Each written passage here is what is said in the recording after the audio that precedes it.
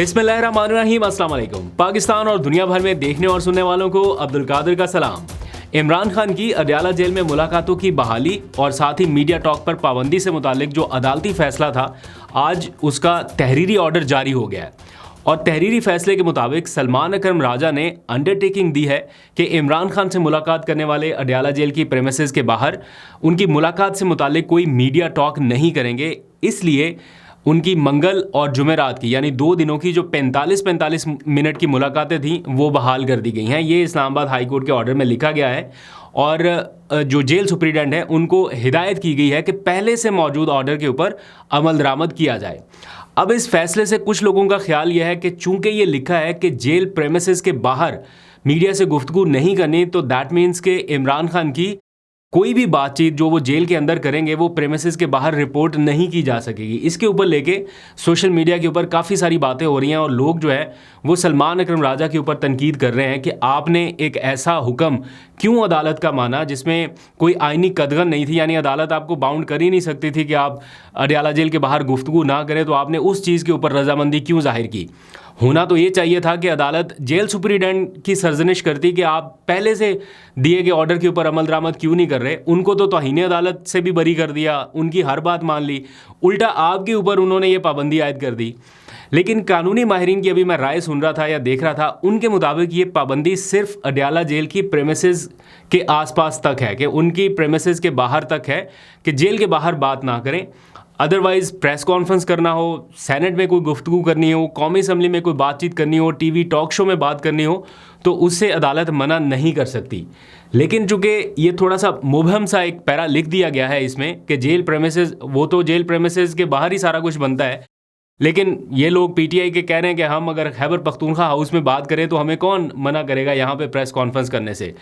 तो ये सारा इस वक्त का मनाजर है और दिलचस्प सूरत ये है कि आज ही के दिन इमरान खान से जो गुज़िश्ता रोज़ मुलाकात हुई है उसकी तफसीलात भी जारी कर दी गई हैं। यानी मुलाकात जेल के अंदर हुई, बाहर निकल के उसकी कोई तफसील नहीं सामने आई और आज उसकी एक तफसील जारी कर दी गई है। उनके जो तर्जुमान हैं इमरान खान के लीगल मामलात के हवाले से, जो उनके बिहाफ पे बयान जारी कर सकते हैं, नियाजुल्ला नियाजी, उन्होंने एक वीडियो स्टेटमेंट में ये बताया है कि जेल के अंदर गुज़िश्ता रोज़ इमरान खान ने किन किन चीज़ों के ऊपर बात की है। वो 5-6 पॉइंट्स उन्होंने रखे हैं, अभी आपके सामने भी रख देता हूँ। खैर, अब आ जाइए ज़रा सलमान अकरम राजा के ऊपर। चूँकि उनके ऊपर काफ़ी तनकीद हो रही है कि आपने एग्री किया था अदालत में कि जनाब हमारे लिए मुलाकातें ज़रूरी हैं, मीडिया से गुफ्तगू हम कहीं और भी कर लेंगे, तो अब अदालत का ये जो मुबहम सा आर्डर है, कहीं इसकी वजह से इमरान खान की गुफ्तगू के ऊपर भी पाबंदी ना लग जाए, उसकी नशर व इशात के ऊपर, क्योंकि पहले तस्वीर के ऊपर थी।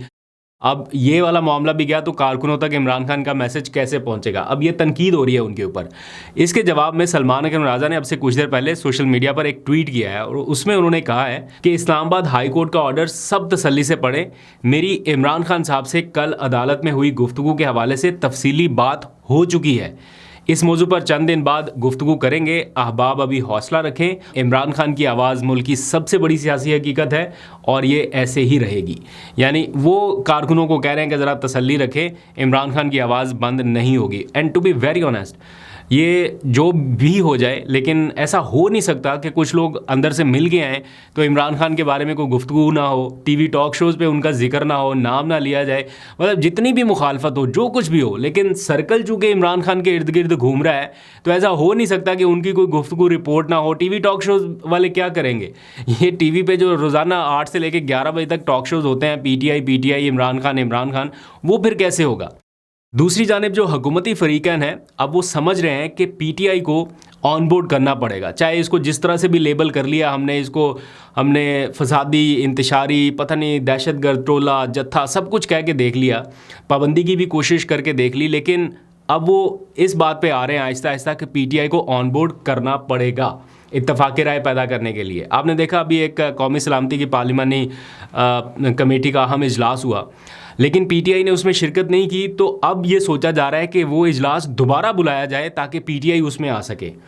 और दोबारा ये कौमी सलामती का इजलास बुलाने की तजवीज़ इस वक्त मुख्तलिफ़ हलकों में गर्दिश कर रही है और अखबारी ख़बरों के मुताबिक ये, बल्कि मैंने बिलावल की ये कहीं पे ख़बर भी पढ़ी और उनकी तजवीज़ ये है कि वो वज़ीर-ए-आज़म शहबाज शरीफ से ये कहेंगे कि दोबारा से APC का इजलास बुलाएं या ये पार्लिमानी पार्टी का इजलास बुलाएं और इसमें PTI को भी या उनको भी बुलाया जाए जो पहले नहीं आए थे। तो ऑब्वियसली PTI के बारे में बात हो रही है और हुकूमत जो है वो बिलावल की तजवीज़ से रज़ामंद दिखाई दे रही है। राना सनाउल्लाह साहब स्टेटमेंट्स दे रहे हैं कि बिलावल अगर PTI से कोई यकीन दहानी ले आए तो अच्छी बात है, बिलावल कोशिश करें तो दोबारा इजलास बुलाने में कोई हर्ज नहीं है। यानी वो चाहते हैं कि PTI आ जाए इजलास में और PTI जो है वो इमरान खान से मुलाकात करने की अपनी शर्त पे बरकरार है कि जाने के लिए हम तैयार हैं, चले जाएंगे, दूसरी बार बुलाएंगे तब भी चले जाएंगे, लेकिन पहले इमरान खान से मुलाकात कराई जाए ताकि उनसे मुशावरत हो, उनका इनपुट लिया जा सके, उसके बाद हम जाएं। अदरवाइज़ कारकुनान ने तो हमें छोड़ना नहीं है। अब कल जो है वो मुलाकातों का दिन है। अदालत ने जो 2 दिन की मुलाकातें बहाल की हैं, मंगल और जुमेरात, तो कल जुमेरात है और मुलाकातें हो सकती हैं इमरान खान से।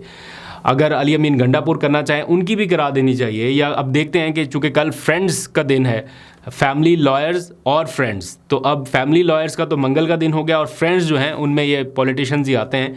तो देखते हैं कि किन फ्रेंड्स को मौका मिलता है कल इमरान खान से 45 मिनट की मुलाकात का, और फिर कल ये बातचीत हो पाएगी अडयाला जेल के बाहर या नहीं हो पाएगी, इसकी भी मुकम्मल तफसील आपके सामने रखेंगे। लेकिन जो गुज़िश्ता मुलाकात में इमरान खान ने कहा है, जितनी भी बातें उन्होंने की हैं वो अब सामने आ चुकी हैं। उनके जो तर्जुमान हैं न्याजुल्लाह न्याजी लीगल मामलात के हवाले से, उनका बयानिया बताने के लिए तो उन्होंने एक वीडियो बयान जारी करके इस मुलाकात की मुकम्मल तफसील आपके सामने रखी है। 4, 5, 6 पॉइंट्स हैं जिसके बारे में उन्होंने तफसील से बताया है। पहली चीज़ उन्होंने कहा है कि तोशाखाना केस की प्रोसीडिंग्स क्यों रोकी हुई हैं, मतलब तीसरी मरतबा इस केस की प्रोसीडिंग रोकी गई है, केस मुलतवी किया गया, आज भी उसकी नई तारीख दे दी गई।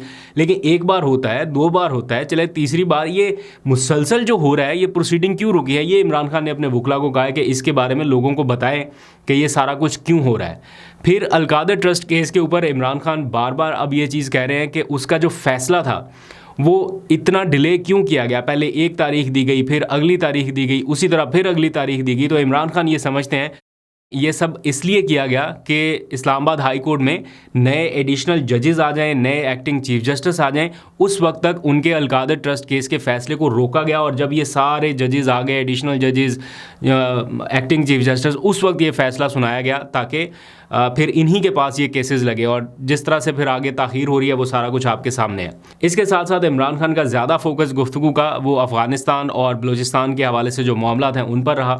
और इमरान खान ने कहा कि अफ़गानिस्तान से हमारा 2300 किलोमीटर तक का बॉर्डर है, हालात को पुरअमन तौर पर हल करना होगा और इसके लिए बड़ा ज़रूरी है कि फ़रीक़ैन से मुज़ाकरात किए जाएं। अब अली अमीन गंडापुर जो हैं वो अपना कोई जिरगा भेजना चाहते हैं, वफ़द से बातचीत करना चाहते हैं ताकि चीज़ें सॉर्ट आउट की जाएं, लेकिन उनकी अली अमीन गंडापुर की भी इमरान खान से मुलाकात जो है वो नहीं होने दी गई। 2 दिन तक 3 दिन तक वो इस्लामाबाद में रह के शायद मुलाकात हो जाए, शायद मुलाकात हो जाए, लेकिन उनकी भी मुलाकात नहीं हो सकी। एक सूबे के चीफ़ एग्जेक्टिव है और बतौर चीफ़ एग्जेक्टिव, एक सूबे के चीफ़ एग्जेक्टिव के तौर पे वो किसी भी अदालत में, जेल में, किसी भी जेल में वो जा सकते हैं, उनको अलाउ है, लेकिन वो नहीं जा सके। तो ये बल्कि उन्होंने हमें जो कुछ दिनों पहले मुलाकात हुई उसमें बताया कि बतौर एक सूबे के चीफ़ एग्जेक्टिव मेरे पास ये इख्तियार है कि मैं किसी भी सूबे की जेल का दौरा कर सकता हूँ, और इसी तरह दूसरे सूबे के जो चीफ़ एग्जेक्टिव हैं वो मेरे सूबे की जेल का दौरा कर सकते हैं। तो ये कुछ हालात थे, तो उनको भी मुलाकात नहीं होने दी गई। फिर इमरान खान ये कहते हैं कि बलूचिस्तान का जो मामला है उसका जो वाहिद हल है वो यही है कि हकीकी नुमाइंदे जो असल में अवामी वोट लेकर मुंतखब हुए हैं उनको ऑन बोर्ड लिया जाए और उनसे मशवरा लिया जाए, या उनकी इनपुट जो है वो कम अज़ कम ली जाए, जो भी करना है मामला इसको सॉर्ट आउट करने के लिए। और दहशतगर्दी के हालिया वाक़यात पर और जाफ़र एक्सप्रेस वाक़े के ऊपर ख़ास तौर पर इमरान खान ने एक बार फिर इज़हार अफसोस किया और इस मामले को काफ़ी संगीनी से देख रहे हैं, तशवीश का इजहार कर रहे हैं कि ये वाक़यात नहीं होने चाहिए। दूसरी जानिब खबर यह है कि इमरान खान और बुशरा बीवी की 190 मिलियन पाउंड केस में सज़ा मअतली की दरख्वास्त, जिस पर कल समाअत हुई और वो बैरिस्टर सलमान सफदर के ना आने की वजह से या वक्त पर ना पहुंचने की वजह से ईद के बाद तक मुलतवी हो गई थी, उसमें आज एक मुतफर्रक दरख्वास्त दायर कर दी गई है सलमान सफदर की जानिब से कि जल्द समाअत की जाए और ईद से पहले पहले समाअत उसकी की जाए। और ये इसलिए कहा जा रहा है ताकि कम से कम नोटिसेस जो हैं वो इब्तदाई तौर पे जारी हो जाएं, फिर ईद के बाद सारे अपना जवाब लेके आ जाएं। तो ईद से पहले समाअत के लिए ये दरख्वास्त की गई है अदालत से। इसी तरह तोशा खाना 2 केस की समाअत भी बार बार जो मुलतवी हो रही है, इसके ऊपर भी वकला ने अदालत से वजूहात बताने के लिए रजू किया है और एक दरख्वास्त दायर की है। और स्पेशल जज सेंट्रल इस्लामाबाद जो हैं उनकी अदालत में ये पूछा गया है कि ये बार बार क्यों केस को आगे एडजर्न किया जा रहा है। अब बग़ैर किसी कार्रवाई के समाअत मुलतवी कर देते हैं, एक बार नहीं, अब ये तीसरी बार हो चुका। अब ये समाअत जो है 14 अप्रैल को होगी। मतलब फरवरी में जो समाअत मुलतवी होना शुरू हुई वो पूरा मार्च भी नहीं हुई और अब 14 अप्रैल तक चला गया मामला। तो इस बारे में इमरान खान की भी डायरेक्शन है कि इसके ऊपर काफ़ी फोकस रखा जाए। जाते जाते 2 खबरें और। सोशल मीडिया पर इदारों के ख़िलाफ़ मनफी प्रोपेगेंडे के इल्ज़ाम में पीटीआई के रहनुमाओं के ख़िलाफ़ जेआईटी तहकीकात कर रही है। अभी तक उसको चैलेंज नहीं किया गया था उस जेआईटी को, और सारे लोग जा के पेश हो रहे थे। अब उसको चैलेंज किया गया है। उसकी तश्कील के नोटिफिकेशन को कलअदम करार देने की दरख्वास्त की गई है पीटीआई की जानिब से। शेख वकास अकरम की यह दरख्वास्त है और आज इस पर इस्लामाबाद हाई कोर्ट के जस्टिस इनाम अमीन मिन्हास ने इब्तदाई जो समाअत है वो समझ लीजिए की है। और अपनी इब्तदाई समाअत में उन्होंने वफाक को बज़रिया सेक्रेटरी दाखिला, जॉइंट इन्वेस्टिगेशन टीम और आईजी इस्लामाबाद के ज़रिए नोटिसेस भिजवा दिए, यानी इनको नोटिसेस भिजवाए गए हैं कि ये 21 अप्रैल तक आएँ और अपना तहरीरी जवाब जो है वो दें। तो देखते हैं कि जेआईटी का नोटिफिकेशन मुअत्तल होता है या नहीं होता है। इसकी फ़ौरी जो इस्तदा थी वो तो मुस्तरद कर देगी, फ़ौरी वो मुअत्तल नहीं किया गया। और हरासा करने से रोकने की जो दरख्वास्त थी उस पर अदालत ने कहा है कि आप जेआईटी के सामने पेश हों। आखिर में जाते जाते खबर चीफ़ इलेक्शन कमिश्नर की तैनाती के हवाले से। आपको पता है चीफ़ इलेक्शन कमिश्नर और मेम्बरान, उनके 2 मेम्बरान जो हैं सिंध और बलूचिस्तान, इनकी तैनाती का अमल शुरू होना है, लेकिन वो प्रोसेस ही अभी तक इनिशिएट नहीं हो सका, उसमें काफ़ी ताख़ीर है। तो इस्लामाबाद हाई कोर्ट में पीटीआई ने गुज़िश्ता रोज़ रजू किया था और ये कहा था कि वफाक को या हुकूमत को ये डायरेक्शन दी जाए कि ये तैनाती का अमल फौरी तौर पे शुरू किया जा सके। तो इस्लामाबाद हाई कोर्ट के जस्टिस आज़म खान ने वज़ीर आज़म, सदर, स्पीकर कौमी असम्बली और चेयरमैन सेनेट समेत चीफ़ इलेक्शन कमिश्नर और उनके 2 मेम्बरान को नोटिस जारी कर दिए हैं और 29 अप्रैल तक, यानी 1 महीने और 3 दिन के बाद जवाब तलब कर लिया है। यानी वो आइनी मामला जिसमें 45 दिन की डेडलाइन थी कि 45 दिन के अंदर अंदर ये काम मुकम्मल होना चाहिए, वो उसमें 45 दिन गुजरे भी, अब काफ़ी अच्छा खासा टाइम हो गया। अब इस नौइयत के केस में भी 1 महीना 3 दिन के बाद की एक डेट जो है वो डाल दी गई है। अभी तक के लिए इतना ही, ये सारी खबरें थी। कुछ और पता चला तो आपको अपडेट करूँगा, आपको बताऊँगा। अपना बहुत सा ख्याल रखिए। अल्लाह हाफिज़।